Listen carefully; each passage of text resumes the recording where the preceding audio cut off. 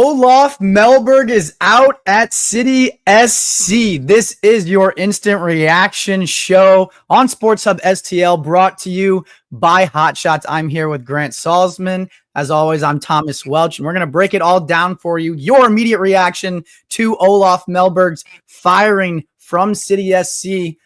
Grant, I just want to get your initial thoughts, kind of going off things. Felt like it was kind of a long time coming, something had to change for City. The results were not going their way. But even past that, the team was just not entertaining to watch. And when you have a boring product on the field and you're not getting results at the same time, unfortunately, that's not profitable in MLS soccer. So what were your biggest takeaways from the news when you saw the notification on your screen that Olof is no longer the coach at St. Louis? Well, first I want to get out of the way. I was wearing this shirt today. I didn't put it on for the instant reaction, but yeah, I think it really came down to what it felt like was kind of a failed marriage with Olof in St. Louis City. I think on paper, the type of soccer that Olof wants to play is smart. It works. I think it's a good fit for the MLS, but I don't think St. Louis City had the players to fit Olof's system.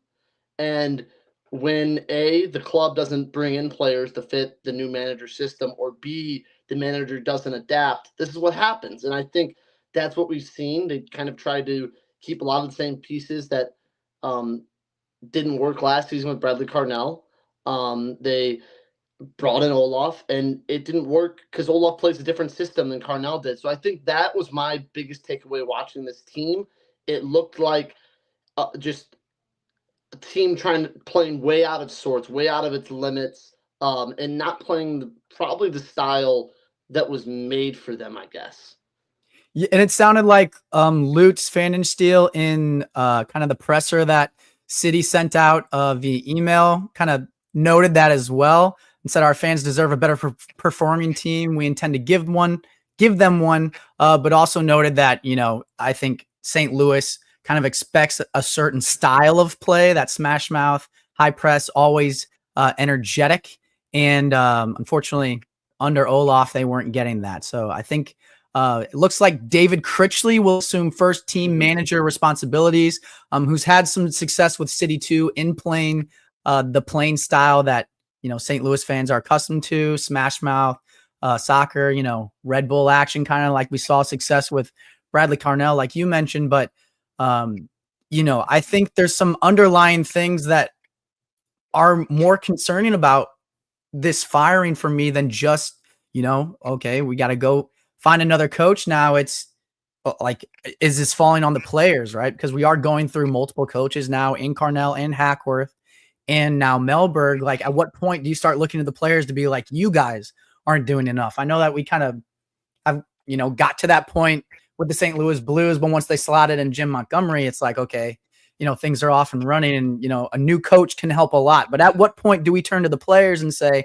this isn't the group that's going to get us to the next level? At what point do we turn to Lutz Pfannenstiel and say, hey, a coach can only do so much with the players that you're given, and our player acquisition up to this point has not been great. I mean, you've gotten guys like Nico Giacchini and Indiana Vasilev and, Jose Kojima, where your ROI on them is really like immensely high. Yeah. But then to go around and, sell them for, I wouldn't say pennies on the dollar, because you're getting good prices from them, but at what cost? You know what I'm saying? Like Giacchini was one of your top goal scorers. You ship him out, you got to find a new goal scorer, and it's not working. And I feel like that's kind of a domino effect, and, trying to balance the fact of having a successful team on paper while also trying to create a profit, if that makes sense. Yeah, I think that's where you get in the frustrations of MLS a little bit. It's the effect of, if we have a 20, what was Giacchini, 25 maybe, when St. Louis City brought him in, who plays great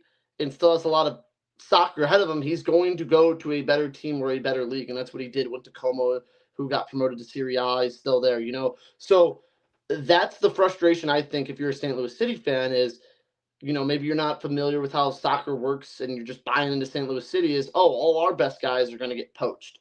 And that's the balance that you have to find, and other teams do it. And when you get a nice transfer fee for Giacchini, you have to be able to invest that elsewhere. And to your point, I don't think they've invested it well. They want to play this Bundesliga German style of soccer, very Red Bull like you said, and they're not doing it with um they're not doing it with these players. It doesn't feel like these players are really the group that can play like that, you know?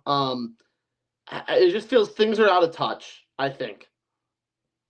Yeah, it definitely feels that way. And it even, radiating to the locker room and listen to the press conferences, like it feels like in the moment they're like, yeah, we're not worried, like we have a strong group here. But then it's like, you see the product on the field, and it's, guys throwing their hands up in there like the Jow Klaus staple, or like, but then also you see like Cedric Toyker like go pick up Marcel Hartel and be like, keep your head up. So like there is a balance there, almost like a tug of war of like not getting too frustrated and keeping the course, but at the same time, like you're second to last in the Western Conference right now. And the front office has said that, like, by all accounts, making the playoffs this year is a must.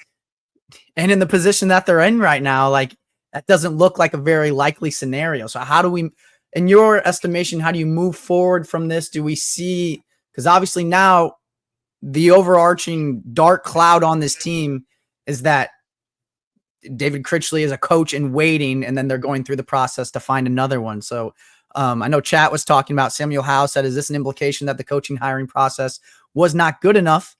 Because they did take a good amount of time to find Olof. And I will say Twitter and City fans were firing all cylinders, being like, this is the best we could do given the time that it took, because his record was not great. And then he comes in and kind of does a lackluster style with a low block, a lot of defense, says he doesn't have the players necessary to be able to run the system that he wants, doesn't get to run the system that he wants, and then he's out the door. So it's like, and then I think they mentioned in the presser too that like he moved from Sweden to come here. So like that's not a good look for your club to be like, oh yeah, like you're gonna be the future, the coach of our expansion team, like you're gonna lead us to the promised land. In the same season that he moves, uproots everything to come play here, you're like, yeah, by the way, it ain't working. We'll be seeing you. Well, I think a struggle here is, if I'm not mistaken, Olof had coached a team in the second division of Sweden. They got them promoted and stuff. And not to hate on the second tier of Sweden, but the level is not very high there. If you have a strong team, you're probably going to look like a pretty good coach, because basically anything you implement with the stronger team is going to work. And he played a very creative, free-flowing style there, and I think that's what got City fans excited. Is, oh, look at this style of football they're playing, soccer. Sorry, how many goals they're scoring.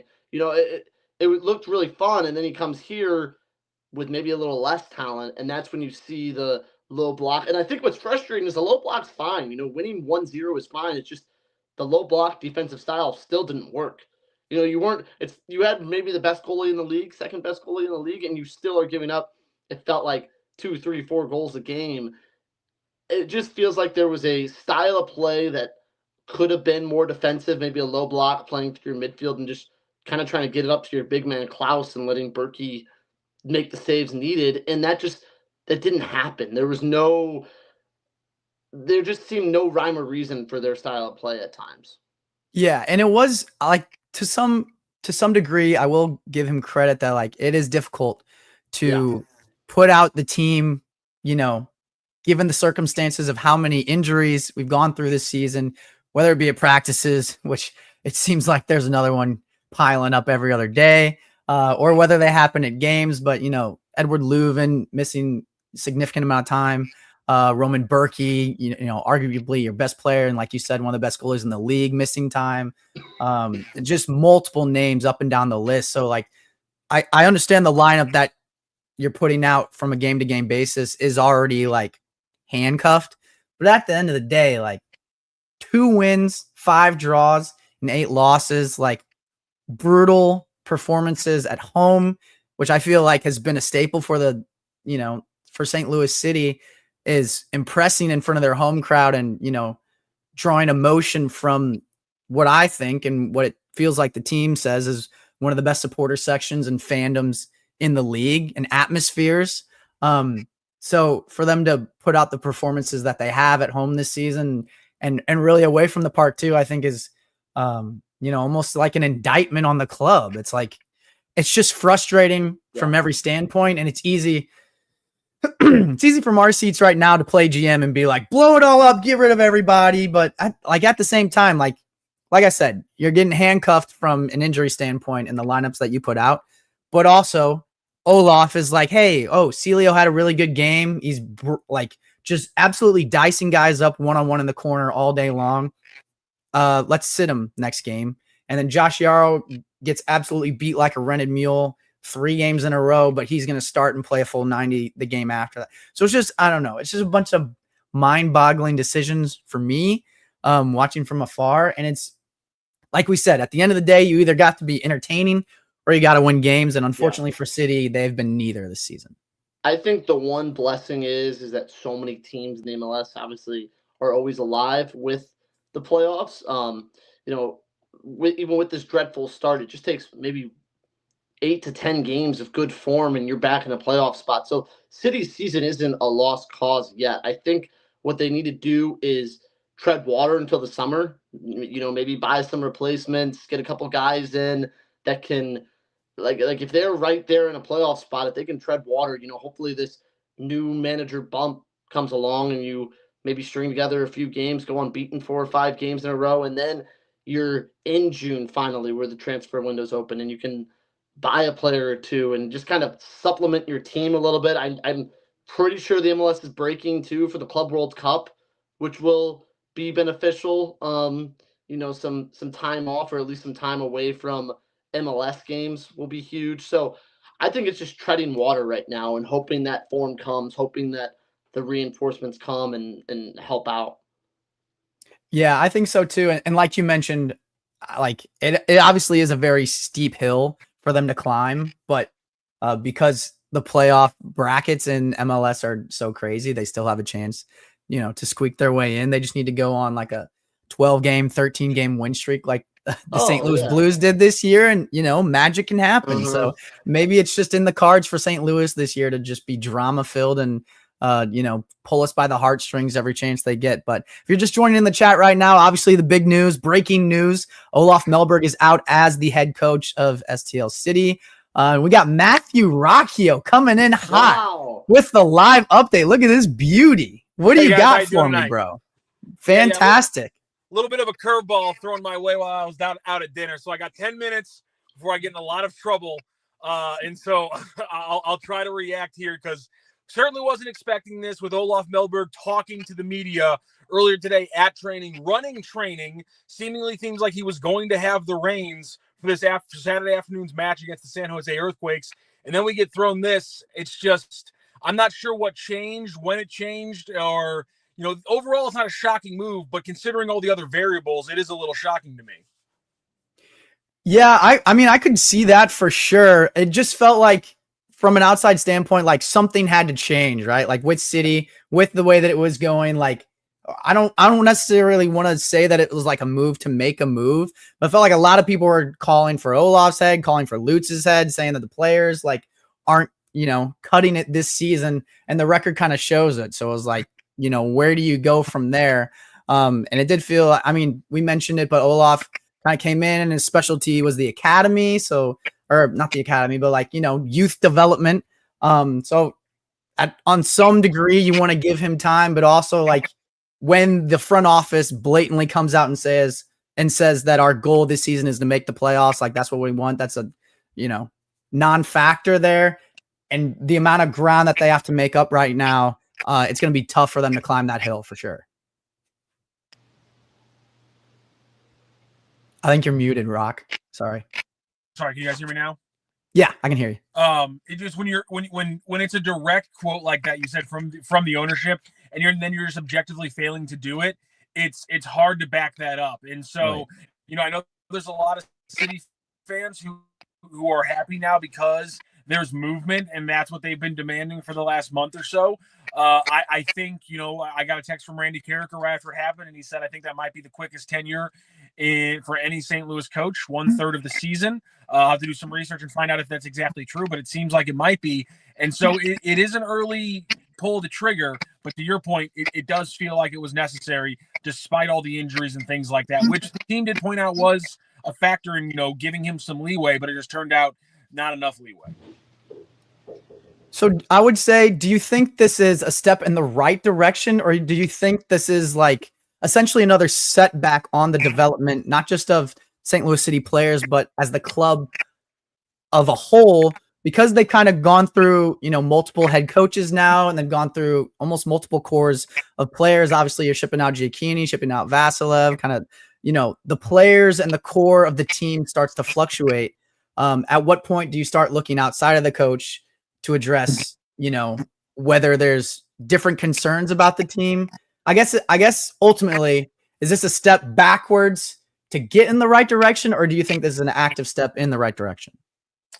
I think that's a very good question. It's hard to pin that down. I would say it is a step backwards to take steps in the right direction, because you are hitting the reset button a little bit. Right. City 2.0 is now a completely different thing than it was when they announced it. A few 6 months ago.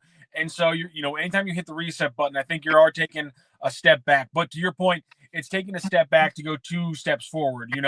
The City 2 has been playing a very attractive brand of soccer, and that's what people want to see.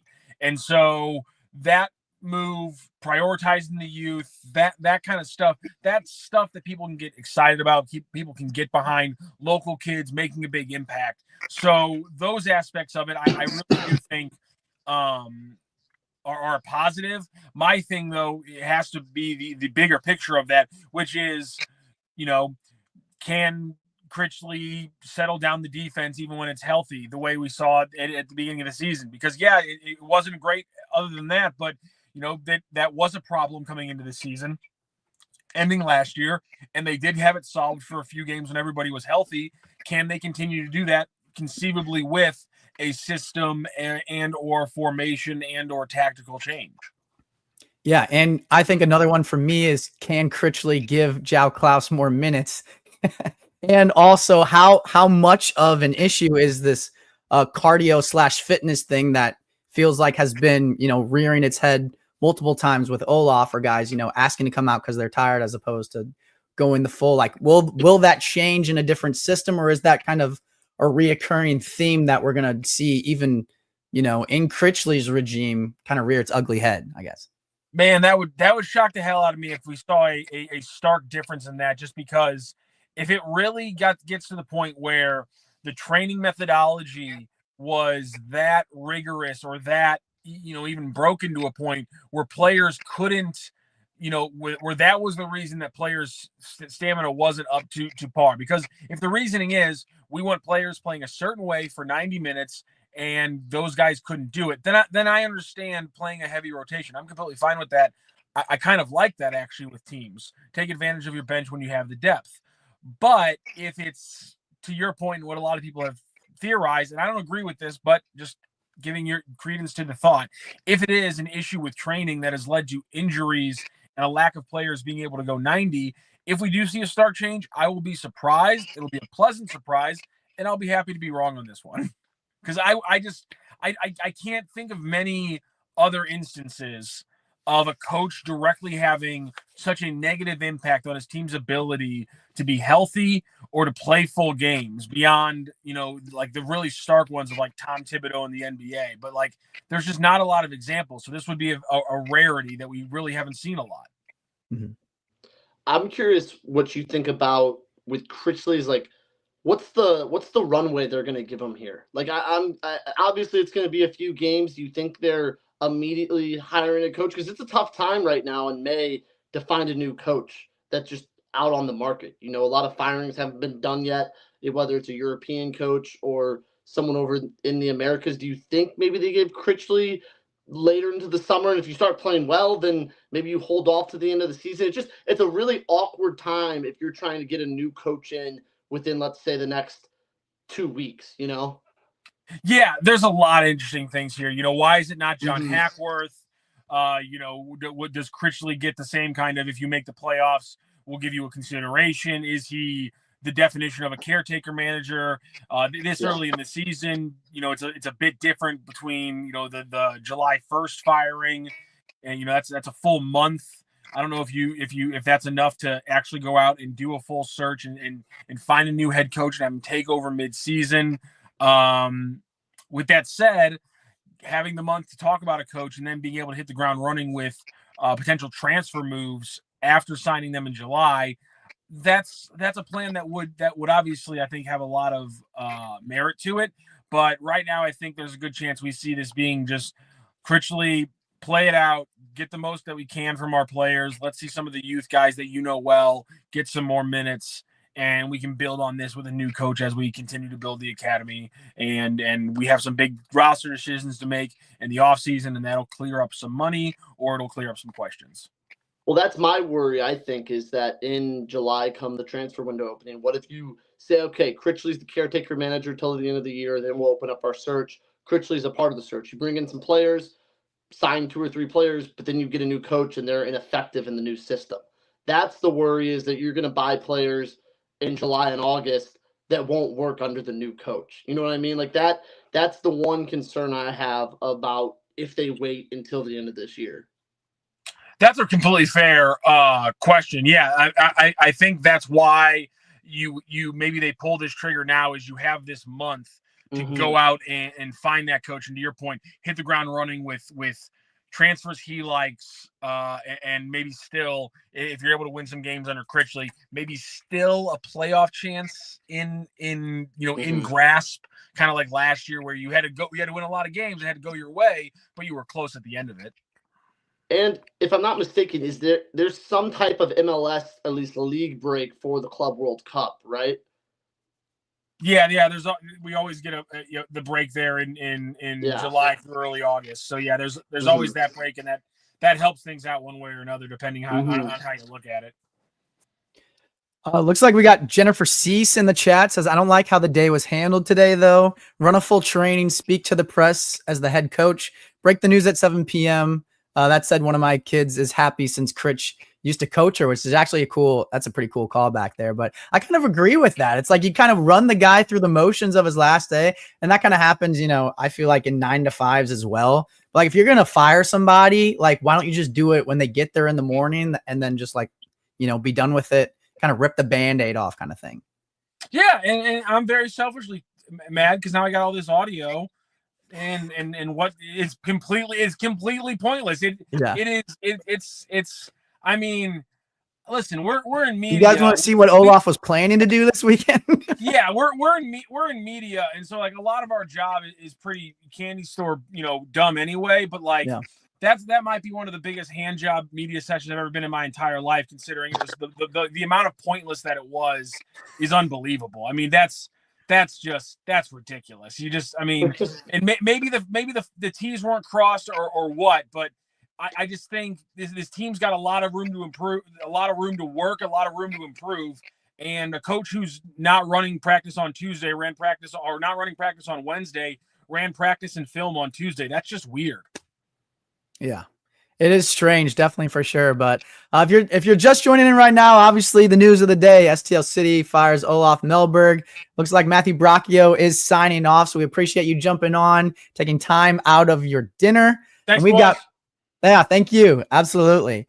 We've got Will Bratton coming in hot. Will, how's it going? How was dinner? What did you have? And what are your immediate takes about City SC firing Olof Mellberg? I know you've been popping off on Twitter and Instagram lately, so I wanted to see where your mind's at right now. Well, dinner was great. Thank you for asking. We were at Big Chief down Route 100. It was pretty good. All right. Had their pasta bowl of the week, and I think it's the wrong decision. I think it's premature. He had injuries. I think there were a lot of issues with him. I think Lutz is kind of playing for his job, and I guess that makes sense. But I think it's the wrong decision. I think it was a little too early. I think you needed to see Mellberg with a fully healthy team. I think there was a chance you were going to get that this weekend against San Jose at 1:30 p.m. at Energizer Park. You got potentially Kessler, Leuven, and Totland all rejoining the lineup in that match. So I really think it was premature. I do understand all of the criticisms for Mellberg, and a lot of them are very valid. I do agree he had his shortcomings, absolutely. And things did need to change in some regard. But I think this was just the wrong decision. I think it was too soon.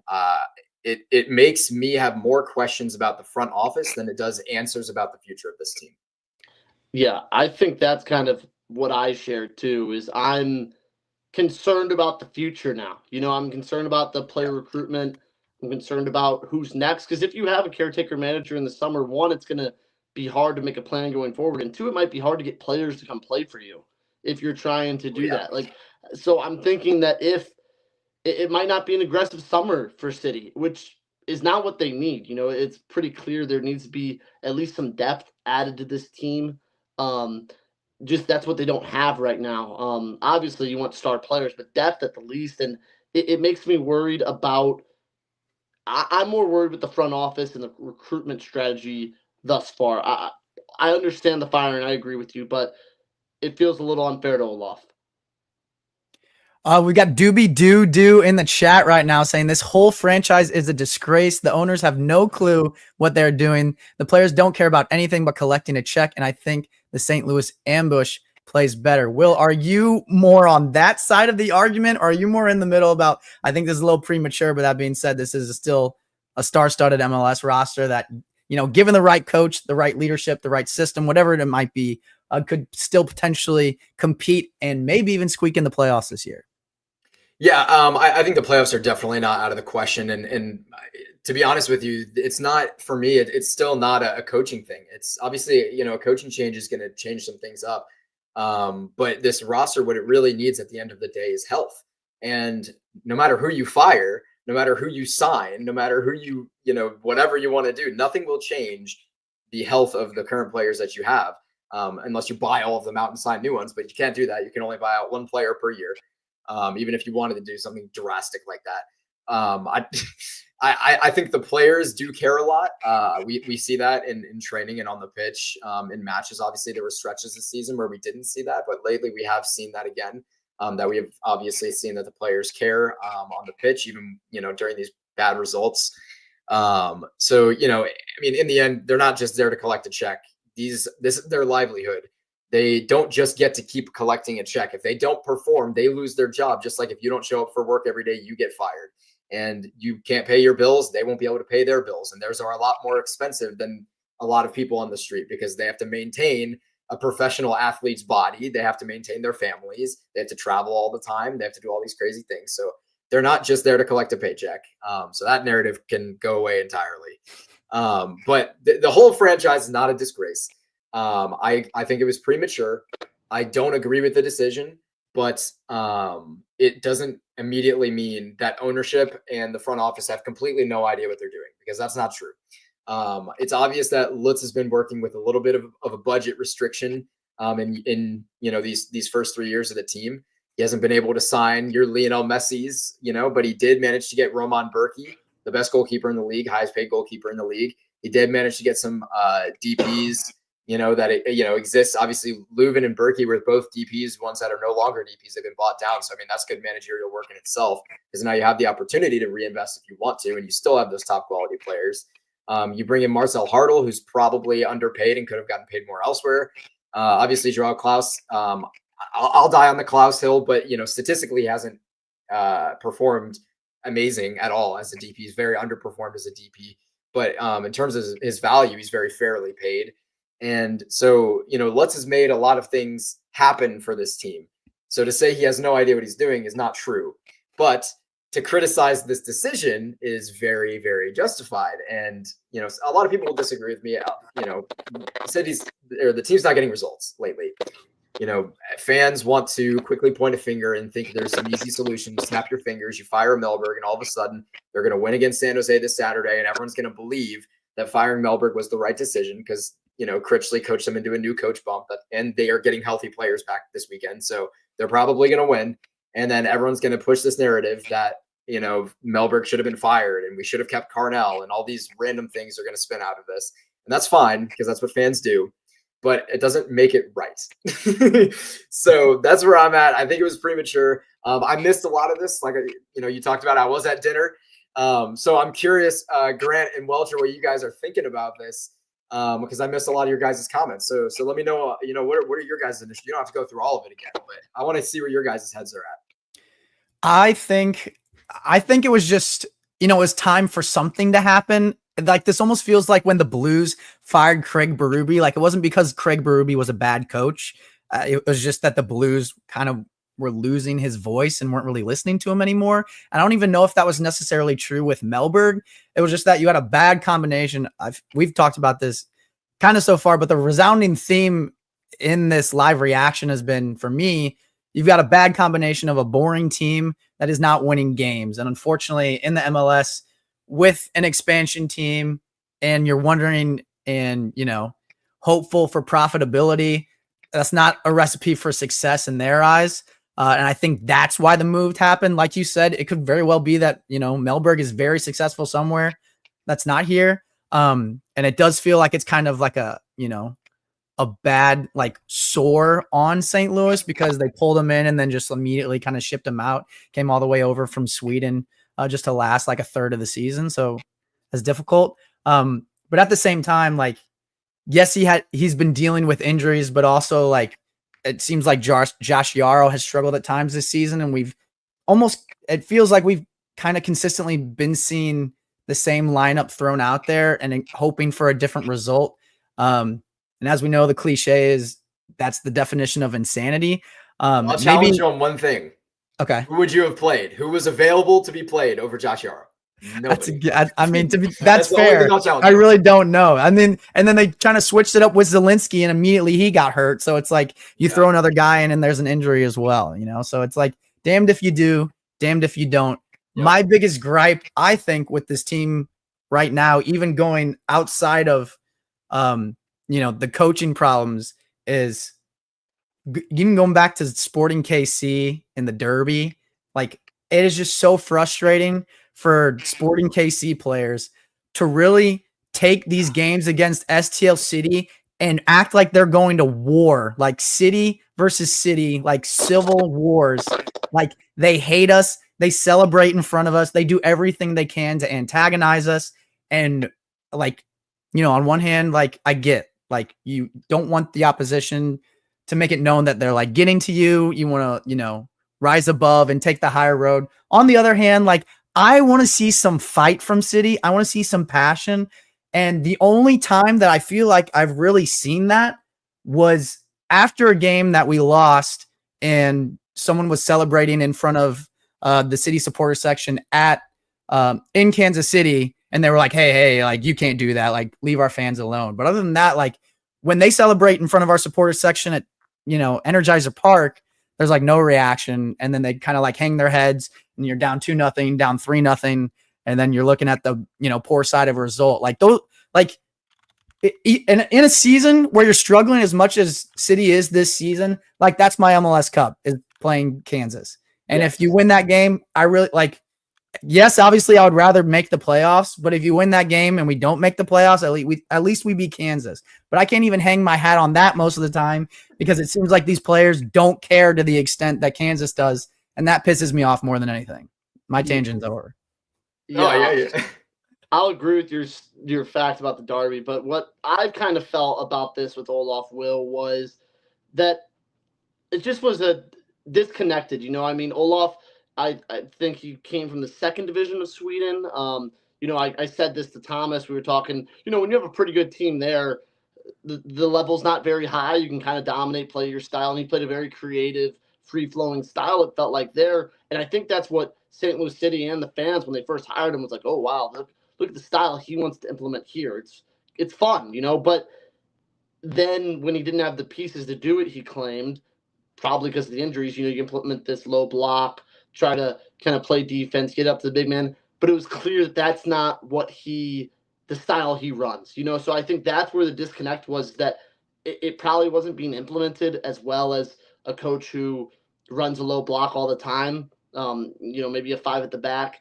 It just wasn't implemented very well. So it felt like a big disconnect from the front office, who hired a guy and then didn't give him the pieces to succeed with what he had, and some of that is to injury, like you said, but I also think just the players available to him, healthy or not, weren't good enough to play in that system, or weren't the right fit for the system Olof wanted to play. So I think it's a dig on the front office as well. I think Olof probably could have done better. Obviously, they're second to last in the Western Conference, injuries or not, you would hope you're doing a little better, but I think I put a lot of blame on the front office for not supplementing the right players for this system. That's, I think, my biggest worry going forward is that if you don't have a coach soon, let's say they have the caretaker manager till the end of the year, that you buy players this summer that then won't fit the next coach's system, and then we're just doing it all again because you're like, well, we just spent all this money in the summer, we can't spend again in January window. What are we, So that's I'm worried about the recruitment aspect of it going forward a lot. Yeah, and that's a very valid thing to be concerned about. No one's going to want to come play for a team that doesn't know what they're doing, seemingly, because what doesn't have a manager. Players see and what their agents are going to tell them is that when people go there, they get injured. When people go there, the coach changes. When people go there, the fans eventually don't end up behind them, because that's what happened with Olaf. I mean, everything's going in the wrong direction. And when you have a franchise that you want to eventually become, historic, it's in a historic soccer city in this nation. You want it to eventually be a historic MLS franchise. Well, how do you do that? You win. crazy thought. Yeah. And you can't really do that when you can't get anyone to come play for your team. So I completely agree with you there. I think it's a very valid concern. I know we've been talking about the front office a little bit. So Amy Bratton in the chat, who seems like a very insightful woman, said Diego made this hire. So where are his walking papers? Saving his own butt. Will, just by, random draw, I'm going to start this one with you. What do you think there? Yeah, we have no idea 100% how much of the hire was exactly Diego versus Lutz versus, the ownership group or whatever.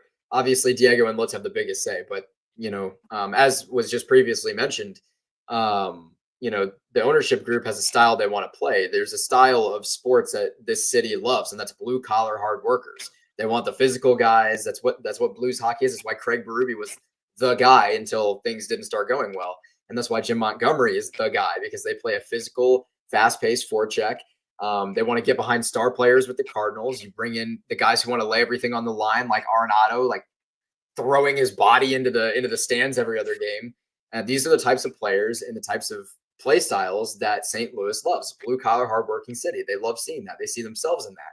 They see the representation of their city in those sports teams. So that's why people liked Bradley Ball, because it was fast paced. And that's why they didn't like Mellberg at face value, because it was slow paced.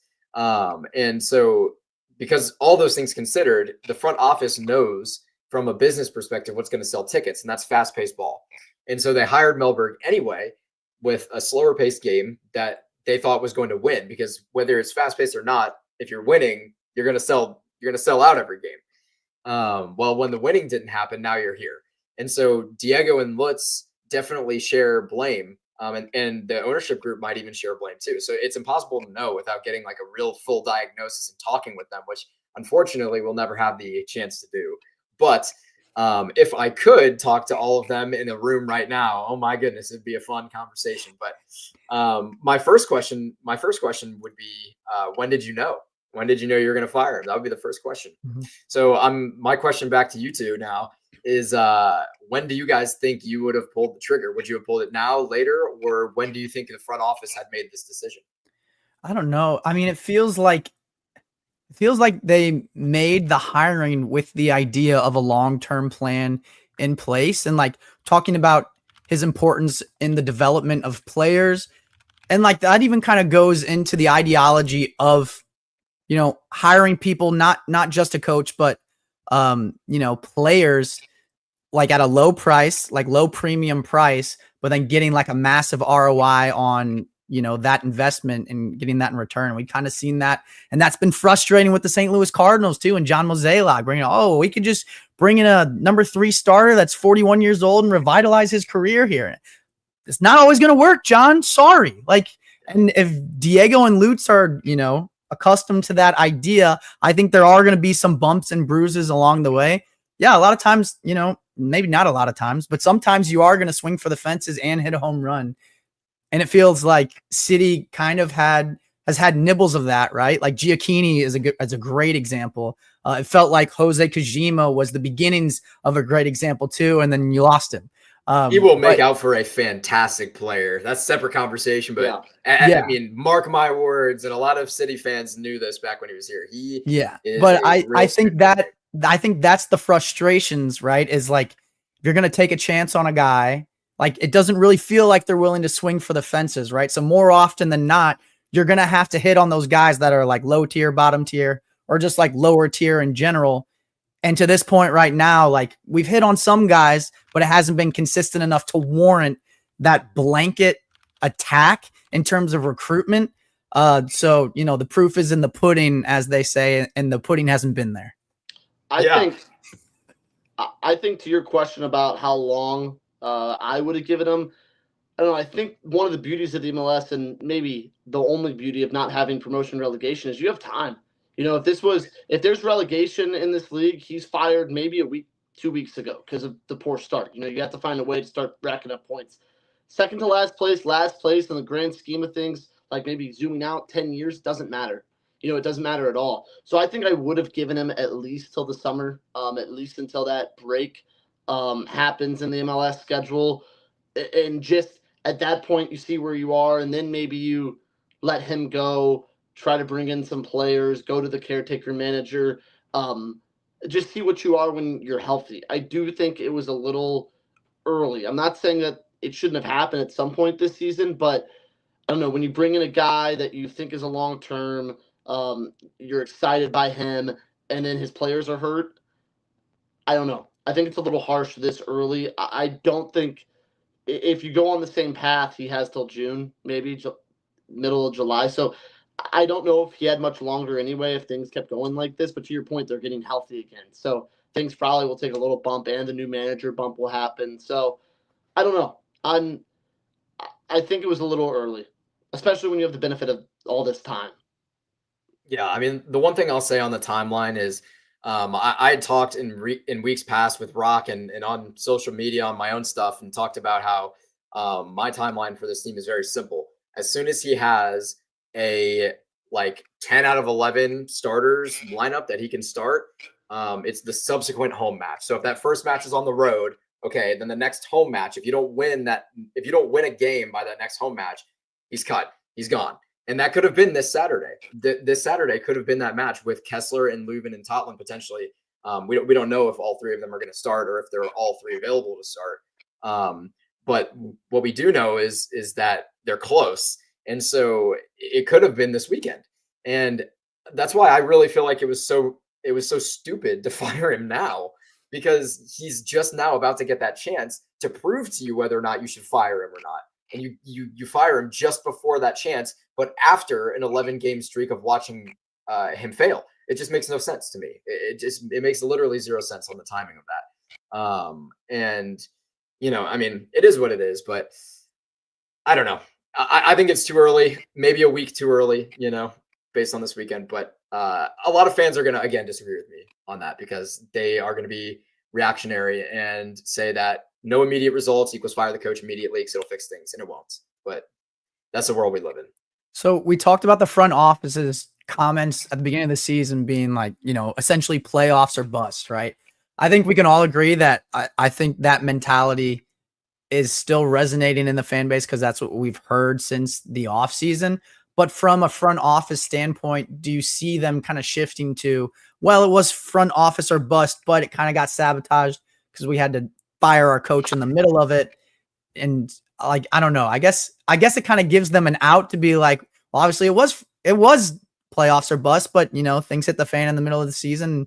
You have to segue there. Like, do you think the ideology of the front office has changed now that they kind of have to hit the reset button, go 2 steps backward, like Rocchio kind of mentioned, just to, you know, eventually get 2 steps forward? But when does that 2 steps forward essentially happen? Will it happen by the end of the season? Who's really to say? Yeah, my immediate answer is no. I don't think the front office's opinion has changed, and I'll tell you why. It's because when Bradley Carnell was fired and Hackworth took over, he had even less time to accomplish the same thing, and their goal was still make the playoffs until the very last second that they couldn't anymore. And so I think with this year, even more pressure being put on with the whole "we will make the playoffs" statement that they made at the start of the year in the preseason. I think they're absolutely not going to change gears, and I think if anything, there's more pressure now because they have to prove that was the right decision, or else they're going to be in a world of problems with the players and finding a new head coach. Because I mean, you know, like we've talked about, four managers potentially in just 3 years, and then a fifth going into your fourth year is a really, really, really bad look. It's a really bad look. There's no way around that. And if you want a long-term successful club, you got to have at least results to make people want to come here. So I think they're going to be in that same gear of you got to make the playoffs this season. Yeah, I think the next step, if you're looking for new managers, is, Lutz has his connections in Germany. Find a German manager with some experience, and it can't be reactionary. It's got to be a 3 to 5 year project. Obviously, if things hit rock bottom and maybe in year 1 you finish last, in year 2 you finish last, then maybe things can change. But you have to hire a guy, a coach who is experienced and knows that they have time. It has to be at least a 3 to 5 year thing of you're going to get a little bit of a longer leash here, because it's going to be hard to be an attractive destination for a high level manager if they're worried about if I don't succeed in 6 months with what I'm giving. No youth academy really. I mean, I know it's a little bit on the rise and not great recruitment right now. Am I going to be out? Like, there needs to be some promises made that this is a project for sure. Because I do think too, just going back to it's only the third year that this team has existed, and I think the first year kind of fooled fans a little bit. They obviously fell into second season syndrome, which you see all over the world in soccer. Think of this as a newly promoted team basically, but then it's okay. Now they have to build the foundations. It's only year 3, and the foundations are still maybe not quite there. I think you can see it in players that they're being built, but you just got to find a way to get that manager and start building the foundation so that in 10 years, this team is always competitive no matter what. Yeah. All right. We are getting close to about 50 minutes here, so we're going to start wrapping up. But before we go, obviously, this is the Instant Reaction Show on Sports Hub STL, brought to you and powered by Hot Shots. Will, give me your final thoughts on the firing of STL City firing Olof Mellberg, and your kind of perspective for the end of this season and even going forward with this club. Yeah, at the end of the day, for me, you can't undo what's been done. Olof Mellberg has been fired. For me, I believe it was a little bit of a premature decision, but in the end, time will tell. The next 2 months, roughly, with this team and what really happens is really going to tell the story of whether or not that was the right decision. And the next coach that they hire also has the opportunity to prove whether or not that was the right decision, and including Critch getting the opportunity. So shout out to Critch, who's worked with this team from the start, by the way, getting his chance now at the MLS level, which is incredible for him. I'm very happy for him. But I do believe it was a little bit of a premature decision. The playoffs are certainly not out of reach, especially with a new manager bump. If you win the next 3, all of a sudden you're right back, within a game of the wild card spot, most likely. So, the playoffs are not out of reach. It's now up to the locker room and the boys in it to make that decision of, are they going to rally, around this? Are they going to get some results here? Because if not, the fans are going to be all over the place, because, you've got those who disagree, those who agree, and then everyone in their masses is going to be upset if there aren't any results no matter what. So you're going to run into a world of issues if you don't get results. So I think the next 2 months will be very, very telling about what the future of this club might look like for even the next 2 to 3 years. So that is my final thought on the implications of this. I think my final thought is, we kind of talked about how the first season of City kind of spoiled City fans, and we were like, oh, this is easy. Like, we're the soccer capital. Like, we got this thing under wraps, and we got the greatest expansion team of all time. And then, obviously come crashing back to earth now in what's happening with this club now. So I think for me, it's almost reverting back to even before the first season. I was like, it's an expansion team. Like, obviously Vegas Golden Knights and NHL is different, but with MLS, it's typically like wooden spoons until you're building to a mediocre club, and then you rise up, So I think for me, kind of, I guess, hedging my expectations a little bit for City and being more patient, especially with the emphasis and the history that the city has in its youth programs and its academy. Like, if we're putting the success of City on a 5 to 10 year basis as opposed to 1 to 2 year, I think that probably gives us a little bit more relief and a lot more success in that regard. So I might take a step back and kind of go into that level. But that's not immediately satisfactory. And it will be cool to see Critch because he's been so in tune with the young guys. So that does still, progress us towards an ideology of the academy and the importance of youth development. And if you talk about ROI and MLS as a business, that's probably your best bet there anyways. But it's just kind of taking a step back and being like, okay, we had a great first season, but statistically speaking, like we overperformed for sure. And we're kind of seeing the, reaping the benefits of that right now. Yeah, I'll go kind of a mixture of both of your guys. I think these next 2-3 months, if you just look at the future after this departure, are maybe the most pivotal so far in City's short history. It kind of determines, it feels like, where you're going to be, your outlook for the next 3 to 5 years. So I think the managerial hire and the recruitment the next few months going into next offseason is crucial. And I think firing Olof now, that is one of the benefits, is now you'll have the whole summer to bring players in and to find a manager. And maybe before the transfer window opens, you find that manager who can help with the recruitment.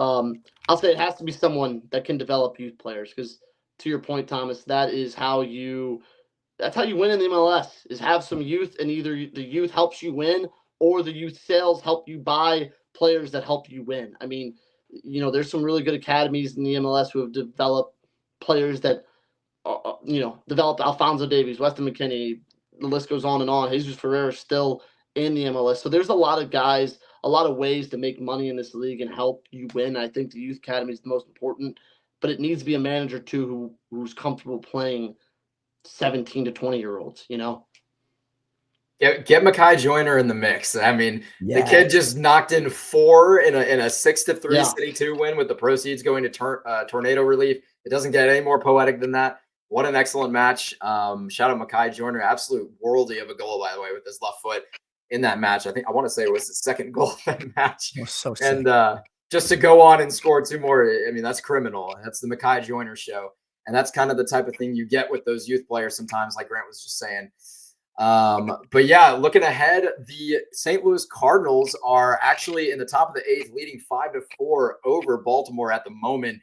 That is getting spicy. The Birds were leading 3-0 going into the 4th inning, I believe, in that game. I was watching that at dinner before I had to sprint back home here to talk about Olof Mellberg getting fired. So when that is done here on Sports Hub STL, we will have the Cards Hub postgame show with Joe and Ethan. So definitely tune into that. Don't go anywhere. We're bringing you all the sports all the time here at Sports Hub STL, brought to you by DraftKings. Thank you guys for tuning in to this St. Louis City SC firing Olof Mellberg reaction show, and we'll see you guys later.